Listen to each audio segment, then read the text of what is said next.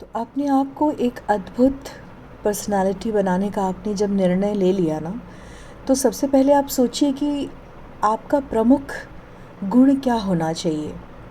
मतलब आपको देखकर सबसे पहले लोगों के दिमाग में क्या आना चाहिए? क्या आप बहुत साहसी हैं, बहुत सेवाभावी हैं, बहुत दृढ़ व्यक्तित्व हैं, क्या हैं आप?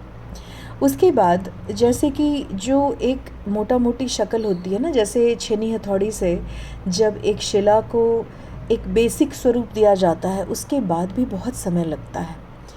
तो आपको हर दिन थोड़ा थोड़ा थोड़ा थोड़ा काम करना पड़ेगा अपने आप पर, अपनी भाषा पर, अपने रोज़ की जो अपनी जो लाइफस्टाइल है उसके ऊपर, आहार पर, एक्सरसाइज पर, योग पर, मेडिटेशन पर। मतलब शरीर से, मन से और भावना से, तीनों से आपको स्ट्रांग बनना होगा। धीरे धीरे आप अपने ऊपर काम करते जाइए।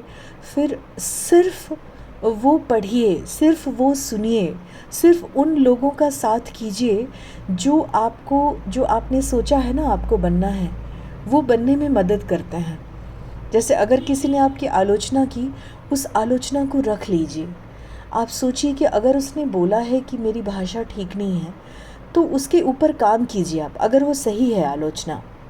और अगर वो सही नहीं है तो फिर कोई बात ही नहीं है ना, जो सही नहीं है वो सही नहीं है। तो अपने ऊपर काम कीजिए, अपने आप को पूरी प्रायोरिटी दीजिए और इस खामोशी से काम कीजिए। कहते हैं ना, इस खामोशी से काम कीजिए कि एक दिन आपको देखकर लोगों को लगे कि अरे ये क्या हो गया। मतलब आपको अपने आप को पूरी तरह से ट्रांसफॉर्म करना है, एक शिला से एक अद्भुत कलाकृति, जिस कलाकृति को देखकर लोग एकदम स्तंभित रह जाएं, आश्चर्यचकित रह जाएं।